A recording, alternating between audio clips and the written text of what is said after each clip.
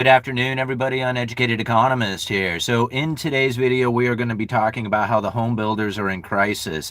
Now, I got this article coming out of Housing Wire. Home building declines are deepening as headwinds get stronger. It says here, new home sales have been a relatively bright spot in an otherwise stagnant housing market, but that's changing and home builders are recognizing it. Goes on to say here, according to the June 2025 data released Friday by the U.S. Census Bureau, single-family home construction is down year over year at every stage of the process. This includes permits down 8.4%, starts that are down 10%, completions that are down 15%, and homes currently under construction down 6%. Now, this is something that I have been trying to share with you guys for quite some time, coming from the retail side of the building supply industry. I have recognized this to be the case for quite some time, that we have had a dramatic slowdown in the new construction of single-family homes. Now, granted, I am in a small area in the Pacific Northwest that is far different from the bigger areas that you would find a massive construction of homes taking place. I don't see that sort of building happening in my area, but I do see the demand for lumber. I do see where loggers, truck drivers, mill operations are also impacted by the demand coming from the housing market. Now, if builders are in a position in which that they want to build, but the product that they are putting together doesn't have a buyer, how likely are they going to be to go out there and start new homes, start those projects, get those permits, get the increase in inventory to be taking place if the buyer is simply not available to buy the product? Now, it's not like it's no demand. Like, the demand is there. There's plenty of demand. People all over the place want houses. But the capabilities of the buyer itself has diminished, and there's less and less people who can come out and make the payments that the interest rates are now saying is going to be like for most of these houses out there. Like, I kind of fumbled over my words. Ultimately, the interest rates are not affordable for the average income. You're just, even though you have a good job, even though you can come up with 20% down, you're still not going to be able to make the payments because your debt to income ratio is still far too out of whack. So now this is the problem that most builders are going to face going into the future, is that the capabilities of the buyer either has to have house prices come down, which means you're cutting into profits, which generally means that they're not going to do it, or you have to have the capabilities increase, meaning that the buyer itself either has to have a better interest rate or more income. Considering that the interest rate cut that we had experienced from the Federal Reserve last year, even going on almost a year and a half ago, considering that interest rate cut hardly affected the housing market in a positive way, but actually impacted mortgage in a negative way because mortgages went up. So as people back when the Federal Reserve was going to lower interest rates, had this anticipation that there was going to be lower rates into the future, that anticipation of lower rates actually lowered mortgage rates. That's what's surprising about the whole thing.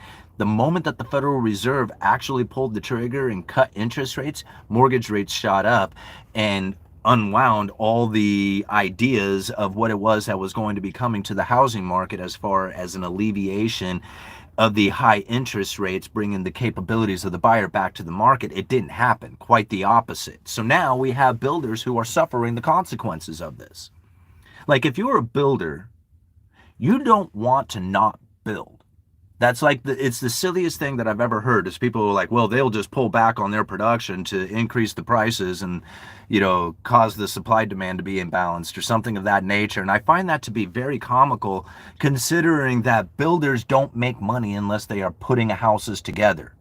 Like, it doesn't make sense not to build unless you just don't feel that you're going to be able to sell that house, that project.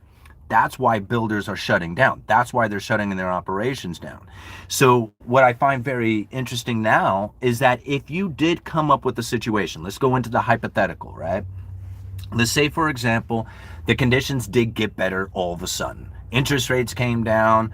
There's some weird government program that's coming out that's all going to spark this investment into new home construction. Now you start ramping up demand for new construction and you do not have a lot of people who are in the business because they've been shutting down operations over the last few years. How much are those people who are still available to build a home going to charge if you have a ramping up of demand? Right? I mean, if there's only a handful of them left because everybody is shutting down their operation, I don't think a lot of people realize that most residential construction is done by small time operations, meaning like an individual guy who might have a small team of people who are working with them. That's where the majority of new construction homes come from. But that's fading away. And it's going to be into the high-end nationwide commercial builders who are going to be building residential homes because all the mom and pop can't make it through a slowdown in construction. They have to have a ramping up of construction in order for them to stay in the game. So as many of these corporations might be able to weather the storm, most small businesses, most small mom and pop operations, when it comes to new construction or constructing residential homes, they can't weather the storm like that. They can't weather higher interest rates, and they cannot handle a pullback in new starts or new construction. So they'll shut down the operation and they won't be coming right back. Like once you shut down operation, you don't just snap right back into it again. I mean, maybe some people do, but for the most part, that's a building up of a construction company. You start small and you start building up that business, that crew, the equipment, everything that goes with it.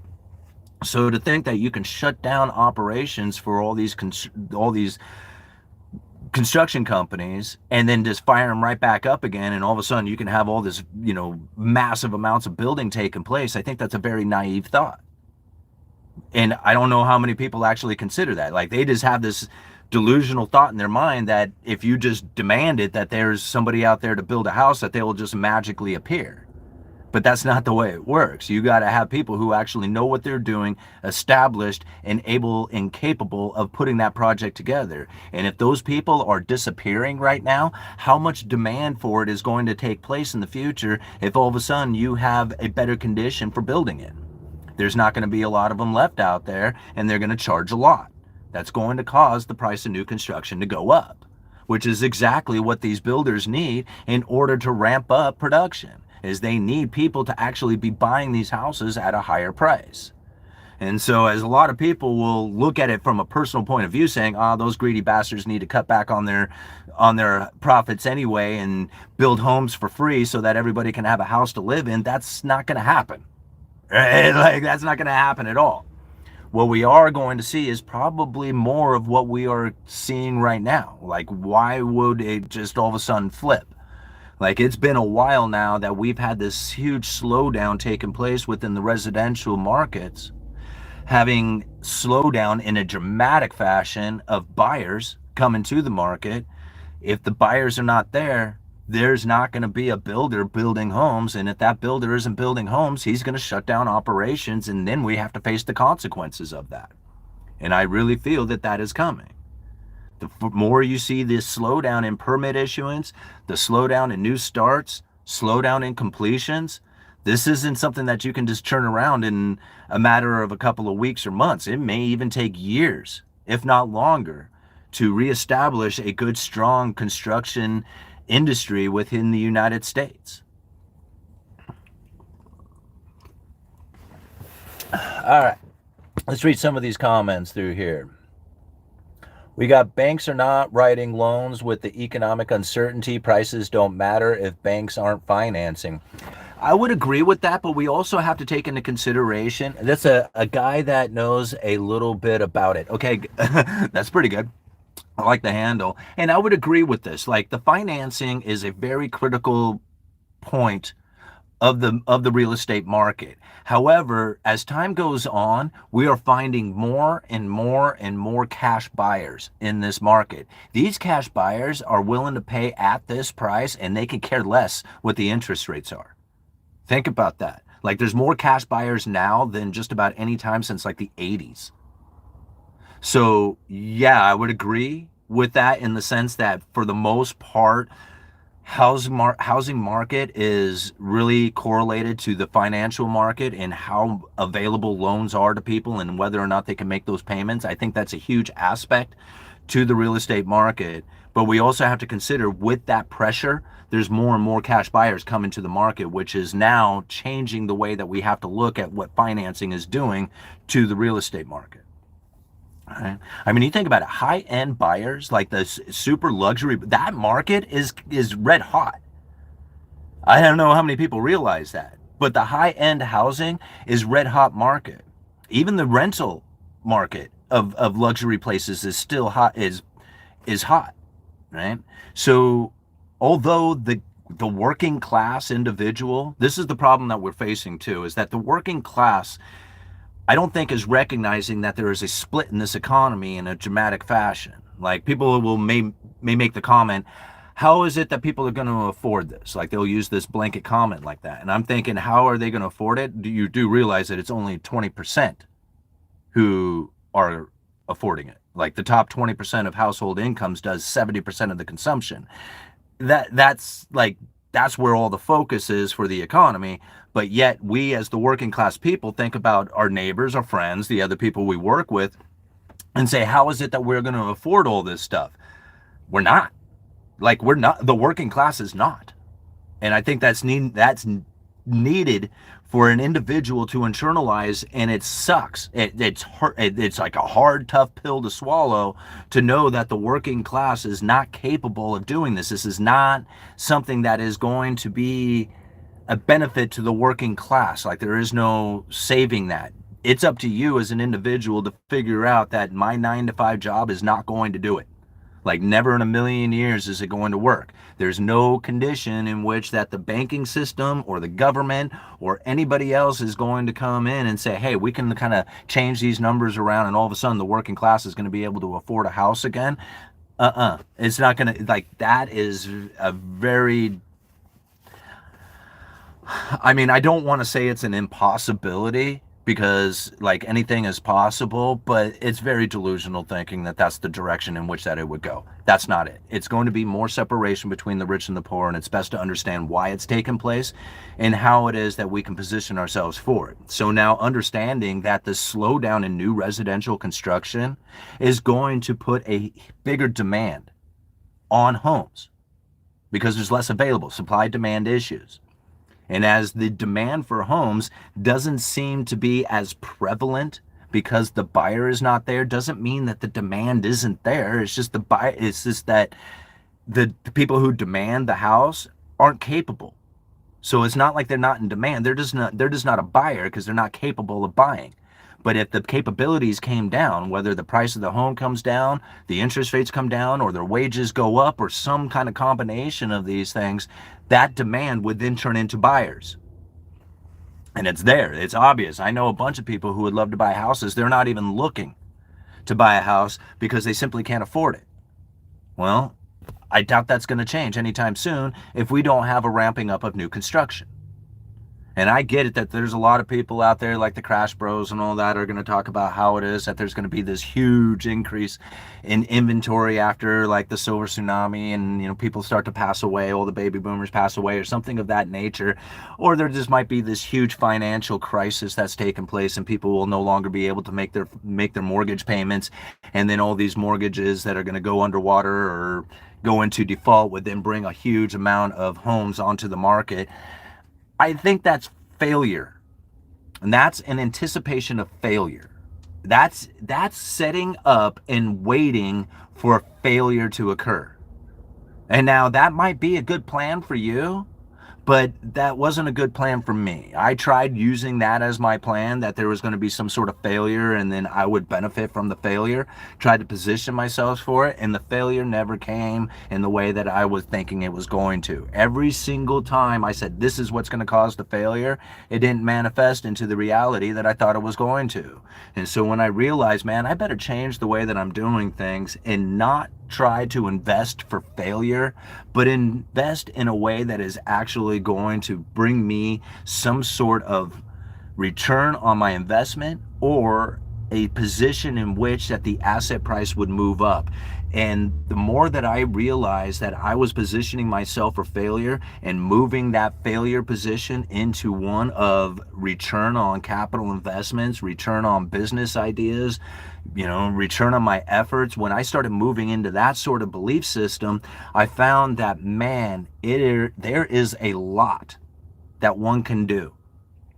All right. And you start piecing those things together in which that you can do, well, pretty soon you're not in the same position as all the rest of the working classes. See, most people are relying on their 9-to-5 job and then figuring out what it is that can be done about the environment to make their 9-to-5 job worthy. Now, when you find people out there who took their 9-to-5 job and then on top of it started doing side hustles and started doing online sales or doing some sort of effort to try and bring in that extra money, the money beyond the money that you're already making, the extra money. Well, once you start finding that there's people out there who are doing that, the 9-to-5 worker has to compete against those people. Right? That's an issue for a lot of people out there because they already think, man, I put 40 hours in, isn't that enough? And yes, as a human, we should say that. Yes, it's enough. The reality says, no, it's not. That might have been the case years ago when we were a manufacturing powerhouse, a production-saving nation, but that's not the case anymore. That's not what we do here in the United States, although we should, and intuitively we should, and we should go down that road, and we should try and make it happen. We should do all these things, but that's not what occurs.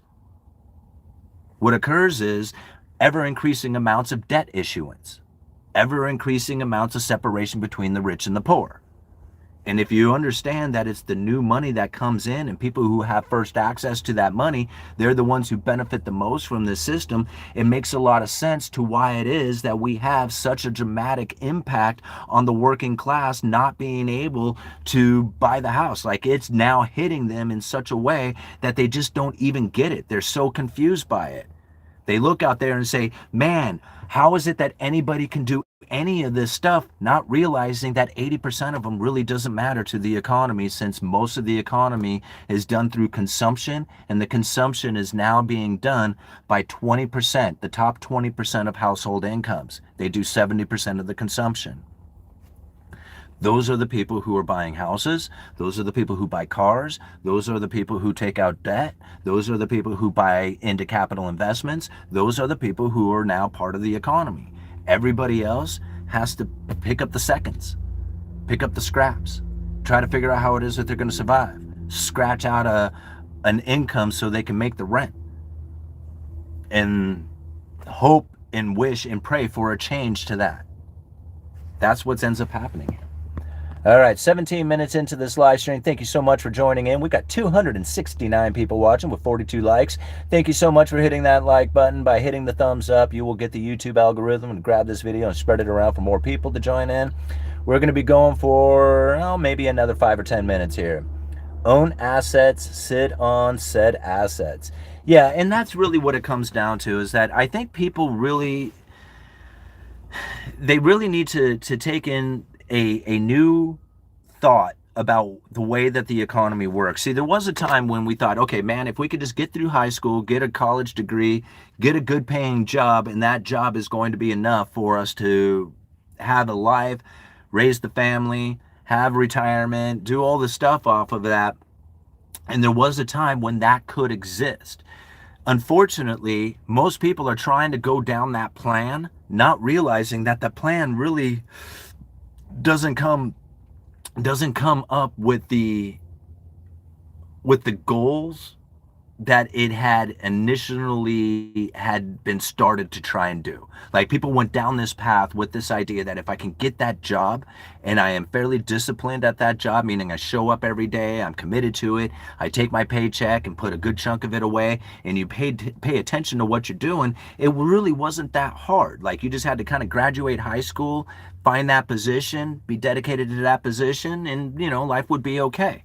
But unfortunately, that's not the case now. And if you try to go down that road, you're going to find that the debt is going to be overwhelming. The problems with trying to maintain a standard of living will get ever increasingly more difficult.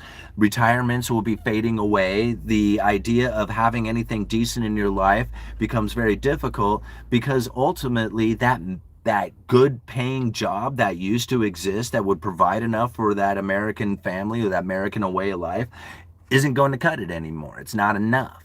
Okay? It's because we're not a production saving nation. We used to produce that stuff and sell it out there to the world, and the world would send us their money. We increased our standard of living from that. But now we issue out debt, which means that we have to then postpone our spending to pay for past consumption.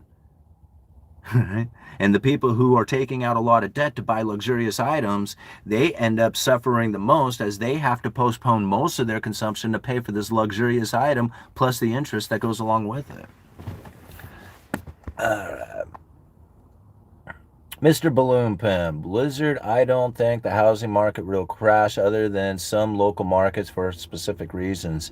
Jared, everyone has their own needs and goals. I wait. I'm good at it now. Yeah. Well, see, that I was waiting too, and everybody says, man, you should wait, you should wait, you should wait. Well, Freddie's going to be, going into high school soon, and then he's going to eventually have grown up, and then I won't need the house to raise family in anymore. And if I had waited, he wouldn't have got that experience.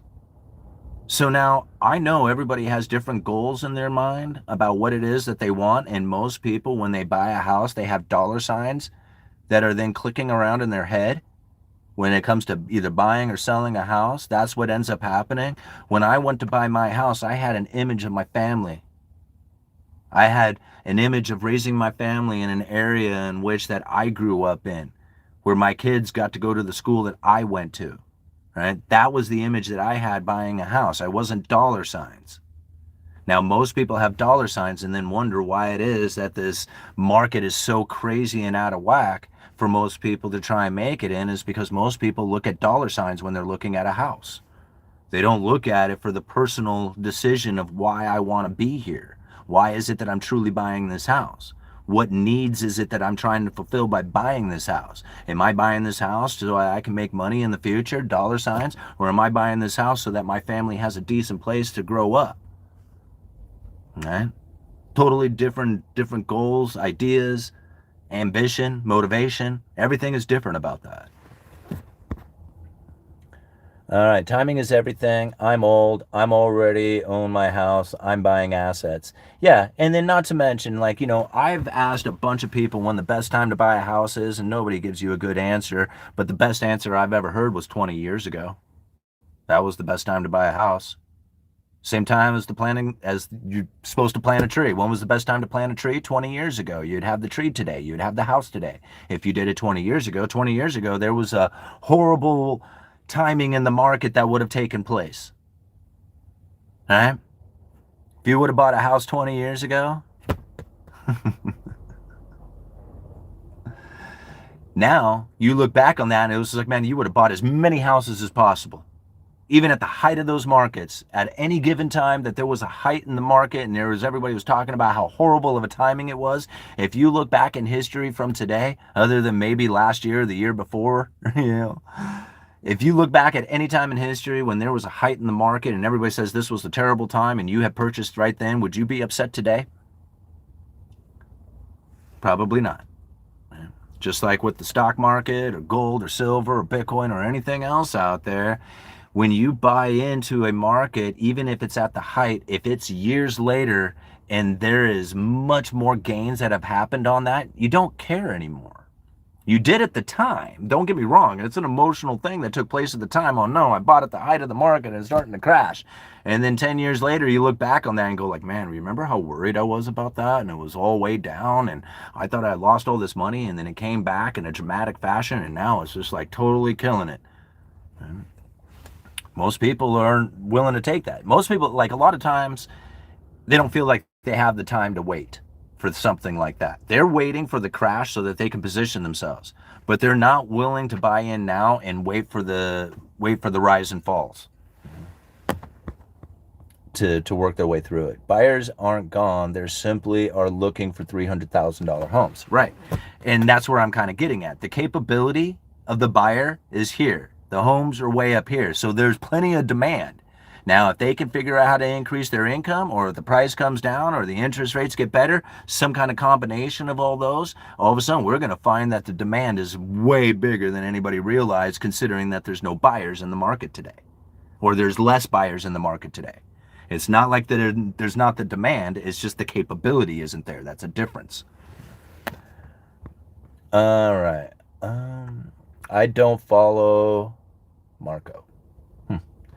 All right, woodworker turned pro day trader here today. RKT and open are way up. The only reason these stocks do this is in anticipation of major rate cuts, i.e. mortgages, and the only way that happens.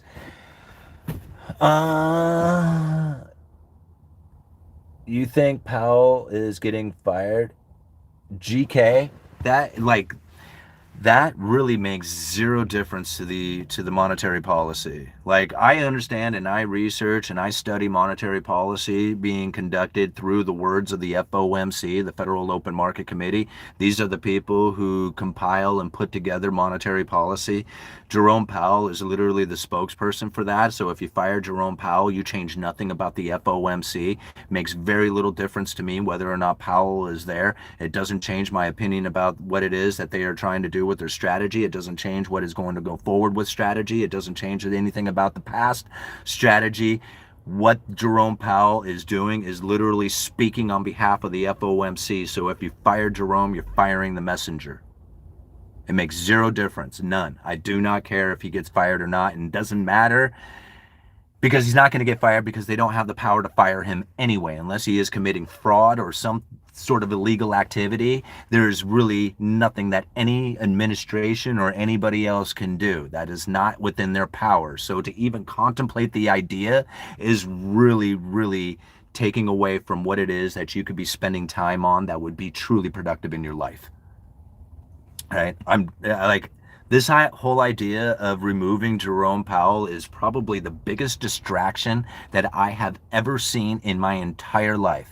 Like, it is so apparent that it is a distraction that I am trying to figure out what it is that they are actually trying to distract us from. Now, I personally believe that they are trying to distract us from the consensus statement. Now, I don't know how many people know what that means, but the consensus statement is the statement on how the goals and long-term strategies of the Federal Reserve is going to be conducted, and it's a statement they put out about every 5 years. That statement is about ready to change, but nobody seems to know or communicate it, right? Yet they want to talk about the firing of Jerome Powell, and I'm thinking, okay, that doesn't change anything about anything, right? It doesn't really matter even if he did. It's like completely superficial conversations and belief systems that are going into that. But meanwhile, the reality of the situation is there is going to be a profound change to the strategy of the Federal Reserve, and nobody knows that. When they come up with this new consensus statement, or this statement on long-run goals and strategies, when they bring up this new statement, it's going to be in the shadows of this crap about Powell. People are going to be focused in on this superficial firing of Powell and what that would do. Meanwhile, there is an actual change to the Federal Reserve strategy that is going to take place, and nobody's going to look at it. Nobody's going to see it, because it's going to be so overwhelmed by the firing of Jerome Powell. And then when that statement does come out, people are going to say, oh, now we got this huge strategy change now that Powell's out of there. It is so wrong. All this is so wrong, and this is exactly what you are going to see on the mainstream media. I can predict it now, right? Because it's already happening. It's already happening in this fashion. And a lot of people will hear this coming from the words that I'm hearing right now and be completely lost on what it is that I'm saying. Okay? Just go and look it up. The consensus statement of the Federal Reserve. Again, this is something they put out about every 5 years, and it's about ready to change. It's going to change during a time when everybody is focused in on this hypothetical idea of firing Jerome Powell. It is a huge cover up. They are trying to literally pull the wool over your eyes during this time so that you do not see it or you do not focus in on that consensus statement. That's why they keep pointing the finger at Powell. That's why the mainstream media keeps bringing it up. It's why you keep hearing about it over and over and over again, yet it does nothing to change anything about anything. Right? Nobody realizes that they're being literally distracted away from the consensus statement, which is about ready to change, and nobody's going to see it. All right, look over here. Meanwhile, the entire game is changing. Pay attention. Trump said payments start August 1st. FedNow payments go live. Yeah, and that's something that I believe has been in the motion for quite some time. That's not Trump's doing. That was the natural progression of the banking system that had been set in the motion a long time ago. Like, I mean, I was doing videos when I first started this channel 7 years ago talking about this. Talking about, like, we didn't even have the term central bank digital currencies at the time. The IMF and the Bureau of International Settlements was using a term called e-currency or electronic currency, meaning that it was a dollar that could not leave the banking system. It would be stuck in there. And it was all in the name of going cashless so that they could take interest rates into negative territory. Now, that's a whole other video. Let's go check out this super chat before we call it quits. Chris Six Strings, thank you so much, man. I really appreciate all the support you have for the channel. $5, thank you so much. When the Fed pivots, it will become an investor's market. But the Fed already pivot. That's the thing. They already pivot last year. Right? I mean, that's the thing. They already did. And unless they pivot and move interest rates back up, they're not pivot. They literally they pivot, they dropped rates, they stalled out, they'll drop rates some more. That's not a pivot. A pivot means that they're going to turn around and go the other way with it. And I just don't think that will be the case. Like, I guess there's a small chance that they would actually raise rates going into the future, but most likely they're going to be cutting rates, and they're really prepping the markets already with the forward guidance, signaling, jawboning, and the belief of the markets itself that there is going to be rate cuts. Now, this is going to lower rates before the Federal Reserve does anything. Right? They know that they could put the market perception, they can create the market perception through the mainstream media that will have the actions that they are looking for. Remember, we talk about this quite a bit. This is Philip Jefferson. All right, let me see if I have any power left on my tablet here, because this is super important. This is the moment that it's going to start happening here. And if we recognize what it is that they are doing, then we can position ourselves much better for it. So let's go back to this Philip Jefferson speech.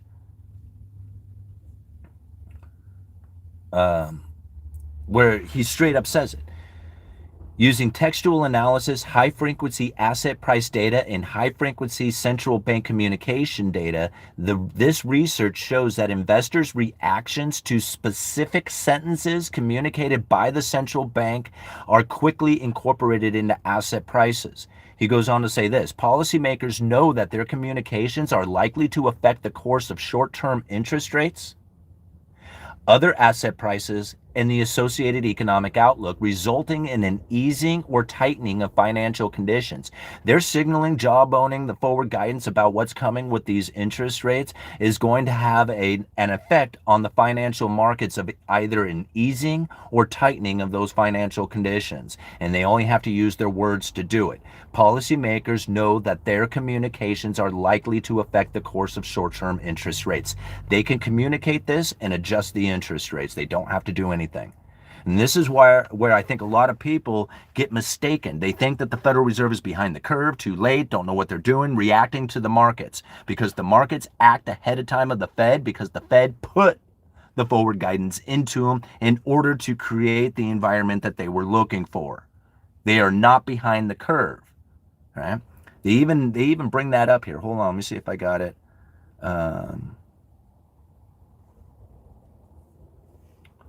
Well, let me see if I can bring it up here. There was that's not it. That's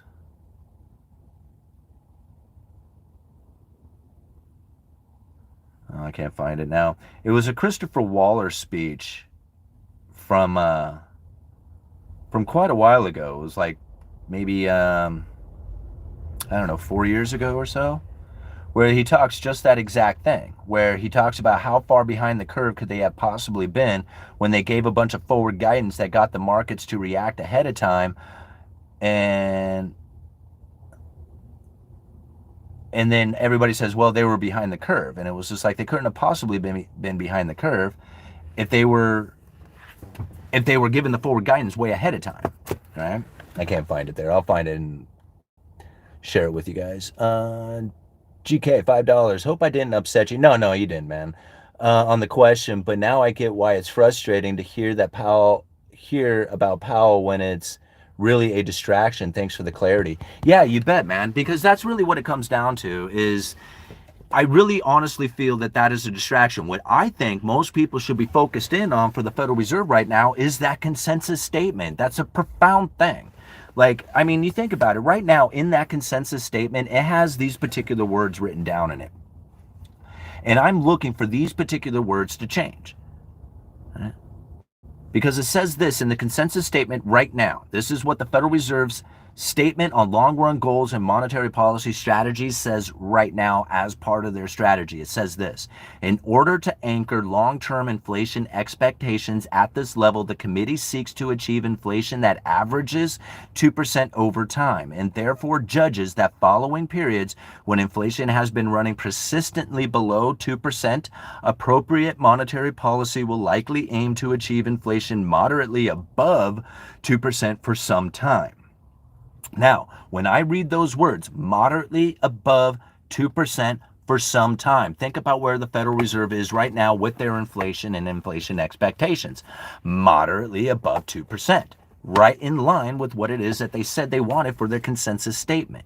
So now, if those words change here in the next few weeks or months when the new consensus statement comes out, if those words change, then we know that the impact of what it is that inflation does to the monetary policy will have changed as well. Most people look at the Federal Reserve attempting to get the inflation to the 2% target. This is so far from the truth.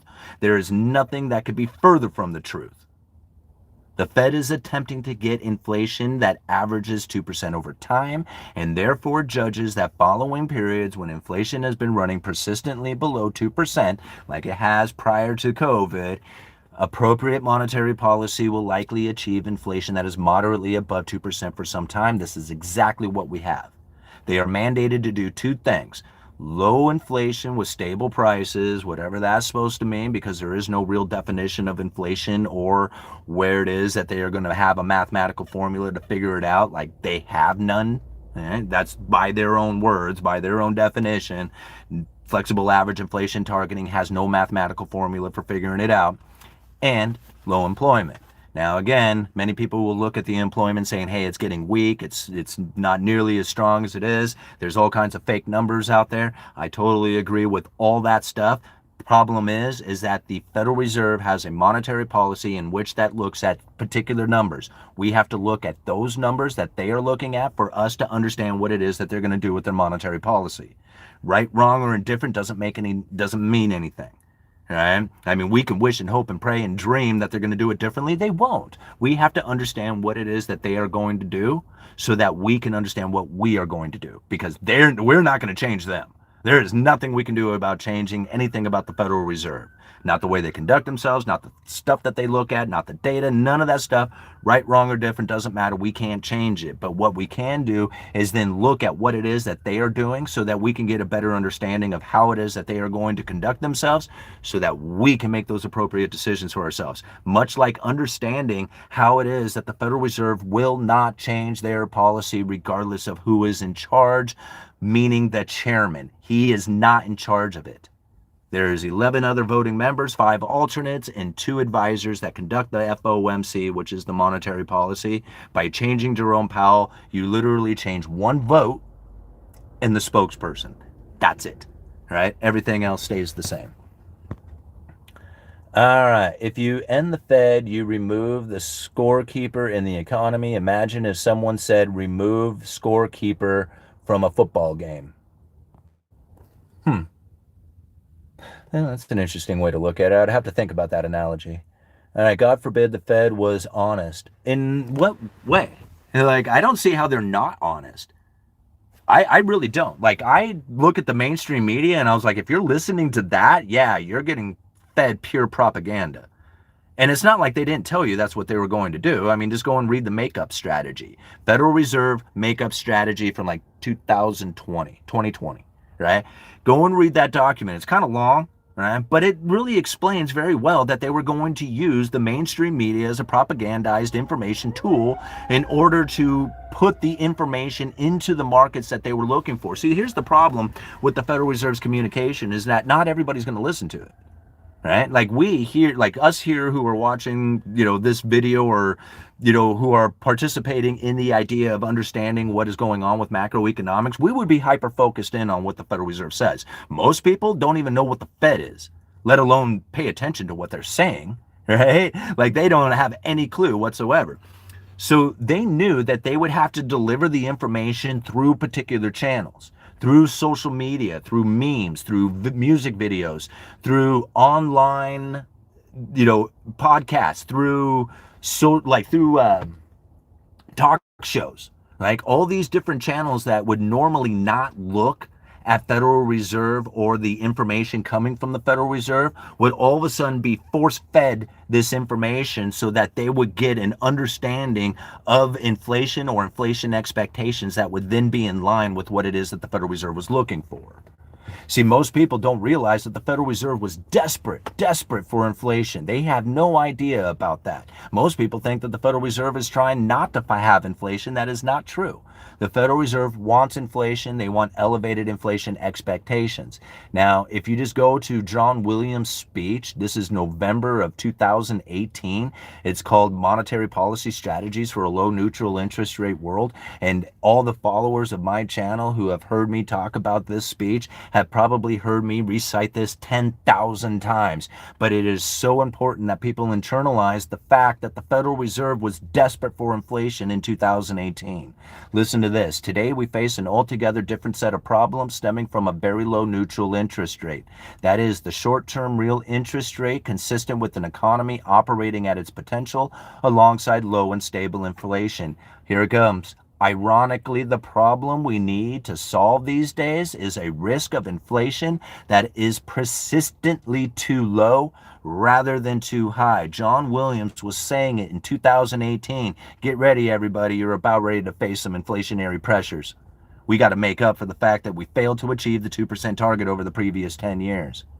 Right? He goes on to say that. In fact, he has this to say, a downward shift in inflation expectations. This is what we were experiencing after the great financial crisis. The Federal Reserves in the inflation scenario ran consistently under 2%. Like there was a few times it popped up over 2%, but for the most part, consistently under 2%. He says this, the downward shift in inflation expectation has a second round effect on real interest rates, the economy, and inflation. When policy is constrained by the effective lower bound, meaning when the Fed funds hits zero, right? The downward shift in inflation expectation raises the real interest rates, further diminishing the degree of monetary stimulus, making the downturn worse and reducing inflation even more. Even in times when policy is not constrained, the expectations of a below target inflation in the future affects current decision. Putting additional downward pressure on inflation. In other words, monetary policy is always swimming upstream, fighting a current of too low inflation expectations that interfere with achieving the target inflation rate. Bang, right there. John Williams said it. He is the New York Fed president. This is probably one of the most influential people at the Federal Reserve.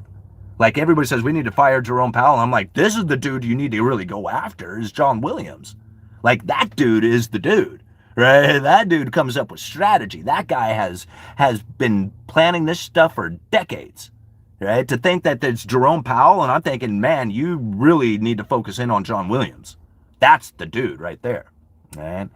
And so now understanding that back in 2018, they were desperate, absolutely desperate for an inflationary scenario in order to achieve their monetary policy or get their monetary policy back. Most people look at it as they didn't want that. But yet here it is, he's saying, we want it.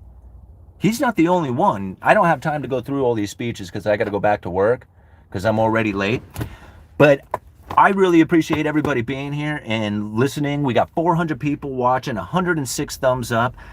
I can't thank you guys enough for being here, and I really wish I could keep going with this because I think this is a really good information in video for the average person to internalize, to understand what it is that's really taking place right now. Right? Most people think that there is this chaos and loss of understanding and nobody knows what they are doing, but yet there are some people out there who have a strategy that has been in play for quite some time, and they're trying to cover up or distract you from the change of that strategy. And I'm here to try and keep you focused in on it. And we're going to see it. The moment that they make that new consensus statement come out, you know I'm going to be all over it. Uneducated Economist, you guys let me know.